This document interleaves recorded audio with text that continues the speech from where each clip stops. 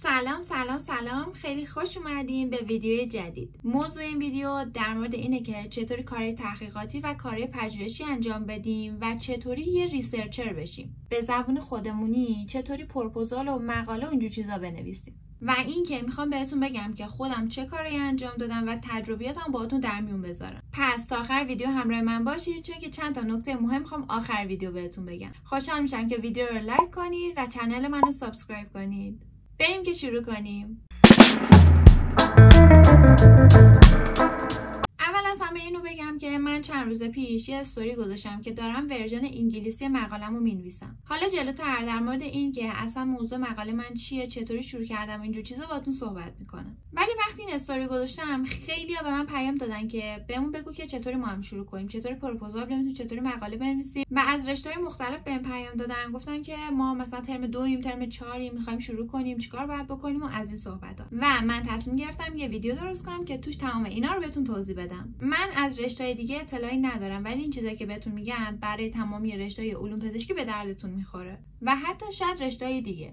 اولین سوال اینه که اصلا چه نوع تحقیقی برای من دانشجو مناسبه. پژوهش‌ها توی این رشته‌ها به صورت کلی به 2 تا دسته پرایمری استادی و ریویو استادی تقسیم بندی میشن که مطالعات مروری مثل سیستماتیک ریویو ها یا متا آنالیز ها خیلی برای شروع خوبن ولی به شرط اینکه یه استاد خوب براش پیدا کنی. دنگ و فنگ خاصی هم ندارن و توی خونه هم میتونی انجامش بدی. ولی مهارت‌های اصلی رو توی پرایمری استادی ها یاد میگیری. پرایمری استادی ها خودشون به 3 تا دسته تقسیم میشن که دسته اول بیسیک ریسرچ ها هستن که توی آزمایشگاه انجام میشن و میتونی مهارت‌های مثل PCR، کشت سلولی و یا کار با حیوانات رو اونجا یاد بگیری. نوع دومش کلینیکال هستش که میتونه به صورت مداخله یا مشاهده‌ای باشه که بسته به نوع مطالعه میتونه یا با خود بیمار کار داشته باشه یا با پرونده بیمار کار داشته باشی که مال خود من یه چیزی بین این دوتا بود. و دسته سوم اپیدمیولوژیک هستش که با توجه به اینکه با دیتاهای بزرگ جمعیتی سر و کار داری بهتره که آنالیز آماری پیشرفته رو بلد باشی. بهترین حالت اینه که شما با هر سه دستش آشنایی داشته باشید ولی خب برای شروع بعد یکیشو انتخاب کنید.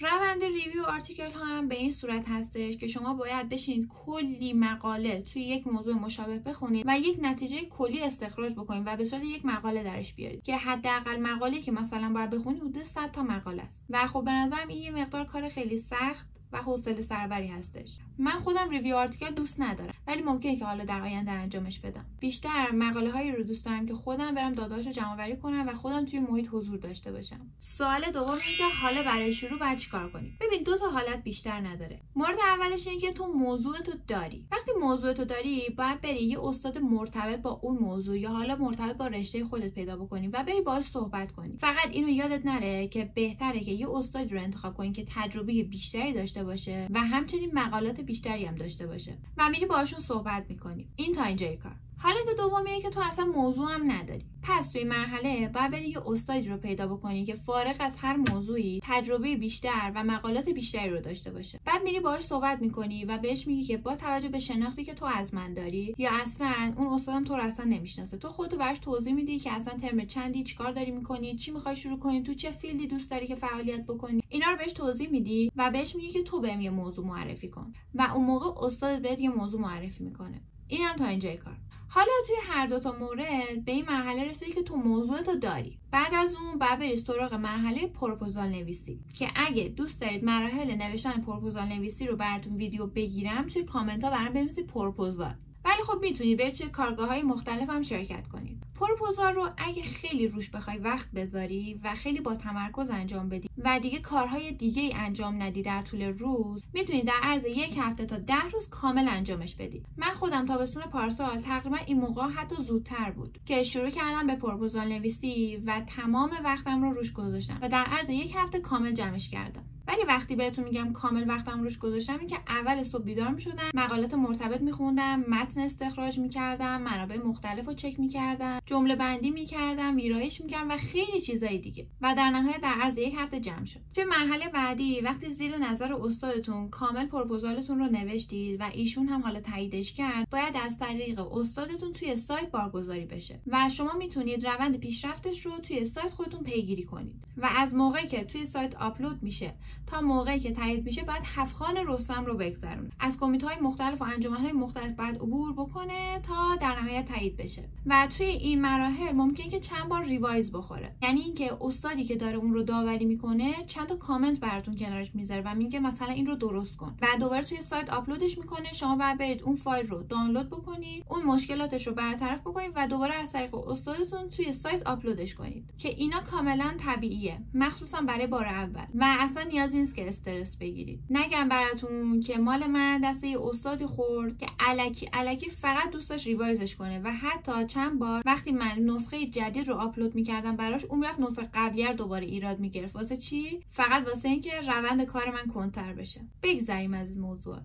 توی مدتی که حالا تا پروپوزالتون تایید میشه، بهترین کاری که میتونید بکنید اینه که برید داده هاتون رو جمع‌آوری کنید اگه مقالتون نیاز به جمع‌آوری داده داره. چرا؟ چون باعث میشه که روند کارتون خیلی سریعتر بشه. اگه نیازه که برید با استاد دیگه، با دکتر دیگه، با بیمارستان، با کلینیک یا هر چیز دیگه در ارتباط باشید، بهتره که تو این زمان برید باشون در ارتباط باشید و باشون هماهنگ کنید. من خودم تو اون زمان رفتم با بیمارستان و اون دکتر مربوطه هماهنگ کردم و رفتم اونجا و کلا داده هامو اونجا جمع‌آوری کردم که نزدیک 4 ماه من دوشنبه ها از 8 صبح تا نزدیک 9 و 10 شب کاملا بیمارستان بودم و داشتم این داده ها رو جمع آوری می‌کردم. خب تا اینجای کار ما چیکار کردیم؟ تا الان پروپوزالم در دست تایید شدن، داده های مقاله‌مون هم جمع آوری کردیم. بازم تاکید می‌کنم اگه که مقاله‌تون نیاز به جمع آوری داده داره. حالا پروپوزال تایید میشه، شما هم داده هاتون رو جمع آوری کردین، پس توی مرحله بعد شما بیاید داده هاتون رو وارد یه سری نرم افزارها مثل نرم افزار SPSS بکنید و بعد یه سری خروجی ازش بگیرید که میتونید با کمک استادتون هم انجامش بدید. به خاطر این بهتون میگم که یه استاد با تجربه انتخاب کنید که کلی توی این راه بهتون کمک بکنه که نیاز نشه روند کارتون کنتر بشه،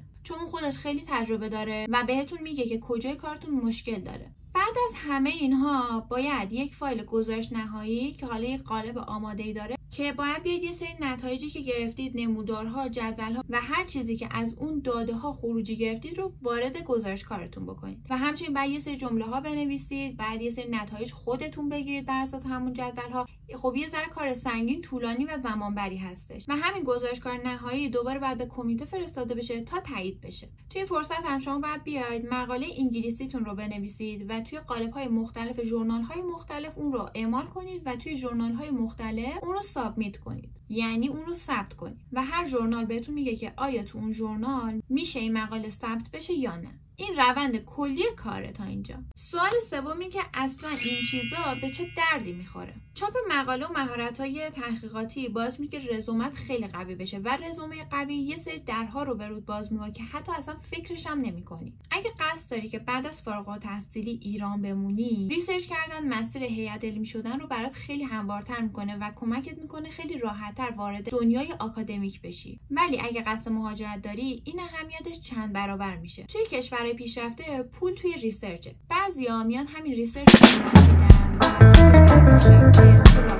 و پروژه های تحقیقاتی مشغول به کار میشن و خیلی هم پول در میارن. و اگه بخوای برای PhD یا پست‌داکس ها اقدام بکنی، بدون داشتن ریسرچ اصلا نمیتونی وارد این مسیرها بشی. اگه توی این کار خیلی قوی بشی، صرفا به خاطر اینکه یه پژوهشگر خیلی قوی هستی، خیلی از کشورها حاضرن بهت اقامت دائم بدن. اگه هم قصد بورسیه شدن و ادامه تحصیل توی کشورهای دیگر رو داری، این ریسرچ ها به عنوان امتیاز در نظر گرفته میشه و خیلی بهت کمک میکنه. یه توصیه کلی اگه بخوام بهتون بگم اینه که توی دوران دانشجوییتون حتما حداقل یک دونه پروپوزال و مقاله داشته باشید که اگه یه زمانی بهش نیاز پیدا کردین، حسرت دوران دانشجوییتون رو نخورید. همونطور که میدونید یه سری مقالات پولی هستن و نمیتونید به صورت رایگان اونها رو دانلود بکنید، ولی من چند تا سایت میخوام بهت معرفی کنم که همون مقاله های پولی رو رایگان دانلود کنید که سایت ها رو اینجا برات می‌نویسم و همینطور تو دیسکریپشن. یه سری نرم افزارها و ابزارها هستن که توی مسیر خیلی به کارت میاد و باید ازشون استفاده بکنید. اول از همه رفرنس منیجرها هستن که میاد رفرنس ها تو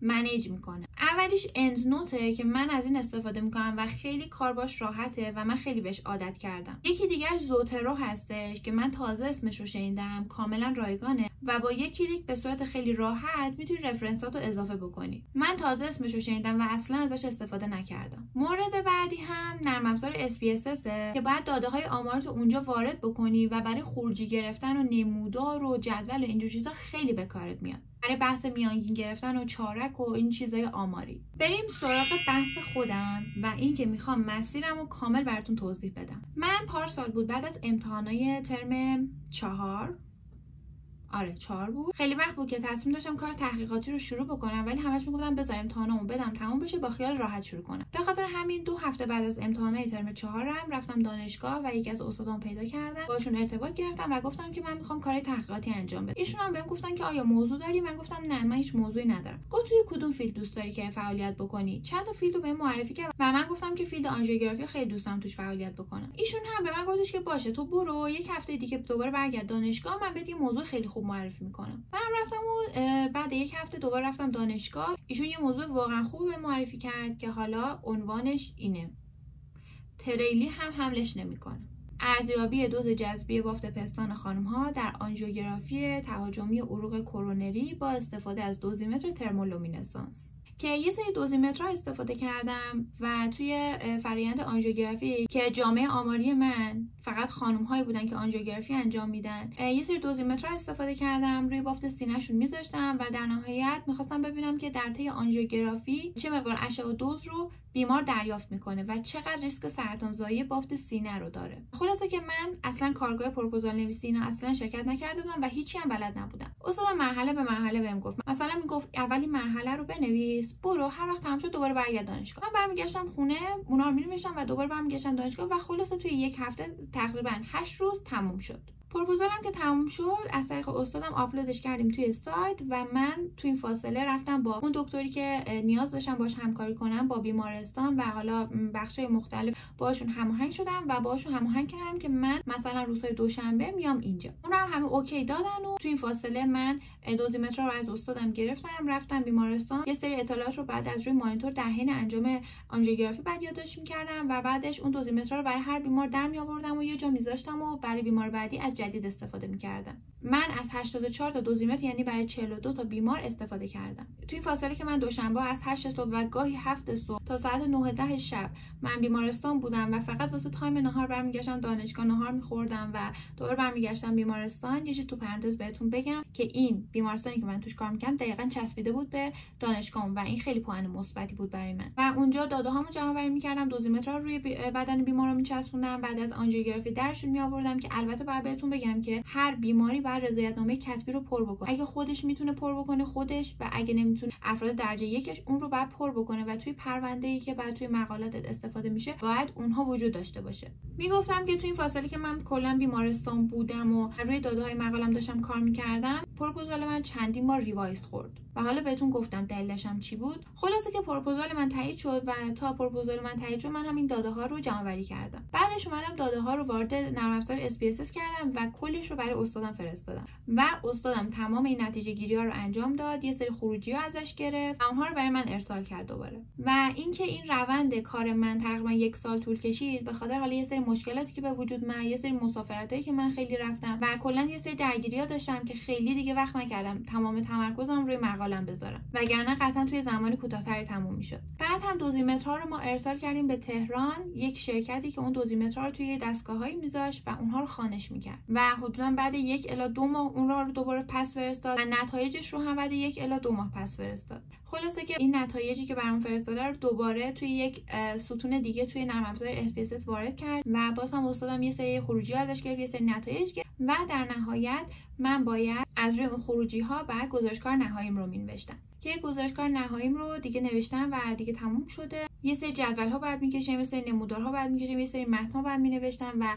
یه سری قواعد خاص خودشو داره گزارشکار نویسی، مثل دقیقاً پروپوزال نویسی، مثلا یک سری فونت‌ها بعد استفاده بشه و حالا خیلی چیزای دیگه. من گزارشکار نهاییم رو نوشتم و دیگه اونم به کمیته داریم ارسال می‌کنیم و الان دارم ورژن انگلیسیش رو می‌نویسم. غیر از اون چیزی که توی گزارشکار نوشتم، یک سری چیزهای دیگه هم بعد خودم بهش اضافه بکنم و یه سری چیزهای دیگر بعد بنویسم. بخوام یه سری تجربیات بهتون بگم اینه که سعی کنید پروپوزالتون رو خیلی سریعتر بنویسید، با یک استاد خیلی خوب در ارتباط باشید که هم تجربه کافی داشته باشه و هم مقالات چاپ شده خیلی زیادی داشته باشه. و مورد بعدی این که اگه مطالعه‌تون نیاز به جمع‌آوری داده داره، تو همون زمان تایید شدن پروپوزالتون حتما برید دنبالش. و همچنین اگه خودتون خواید موضوع انتخاب کنید، باید یک موضوع انتخاب کنید که اصلا اون موضوع وجود نداشته باشه، چون اگه دقیقاً همون موضوع وجود داشته باشه اصلا پروپوزالتون تایید نمیشه، چه برسه دیگه مراحل مقالتون. امیدوارم که این ویدیو به دردتون خورده باشه و بتونید یه سری نکات مفیدی ازش استخراج کنید. باز هم بهتون میگم اگه دوست دارید مراحل پروپوزال نویسی رو هم براتون ویدیو بگیرم توی کامنت ها برام بنویسید پروپوزال. اگه زیاد بود قطعا براتون ویدیو میگیرم. مرسی که تا اینجا ویدیو همراهم بودین. دوستتون دارم. تا ویدیوی بعدی. خدافظ.